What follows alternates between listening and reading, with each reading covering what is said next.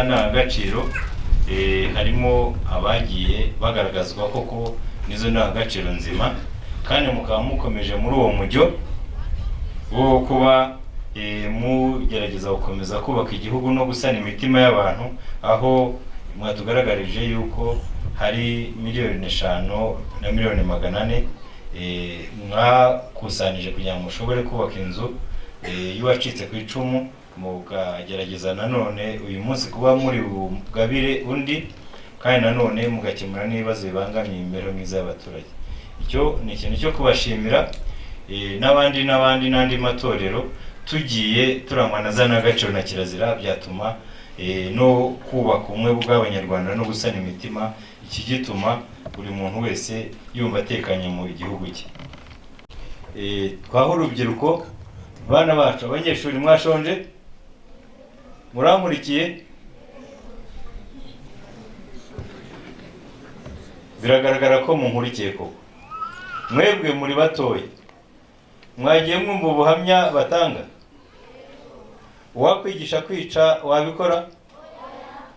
Kwica ni bibi, kuko ngira ngo Pasiteri Theogene yabidusomeye avuga aho mu gitabo abanyamadini n'amatorero, iyo murebye abishwe bose hafi ya hose, muzasanga inzibutso nyinshi zari zegereye za kiliziya, zegereye insengero. Ni ikigaragara ko abanyarwanda bari bizeye yuko ahera h'Imana hubaho hatinywa. Ariko ikibabaje ari abo bantu bagendana Bibiliya, ari abagenda n'ishapure buri munsi, uribaza ukavuga ngo ese bigishijwe iki?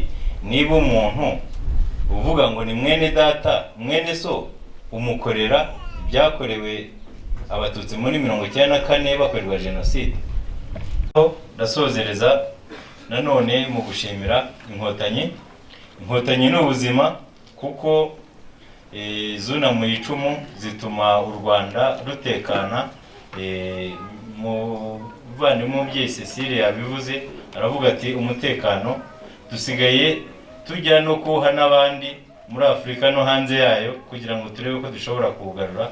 Burya iyo wahuye n'ibibazo nibwo umenya uburyo bushobora kubisohokamo. Mureke rero ibyo ubuyobozi bukuru bw'igihugu cyacu, indangagaciro na kirazira twigishwa, tuzigira umuco, kandi duharanire yuko amateka ya jenoside yaranze kino gihugu cyacu atazagaruka ukundi, ahubwo turaga abana bacu ibyiza, n'abandi bazajya baza kwigira ku Rwanda ibyiza, kugira ngo batubone bavuge ngo uriya ni wa mujenosideri.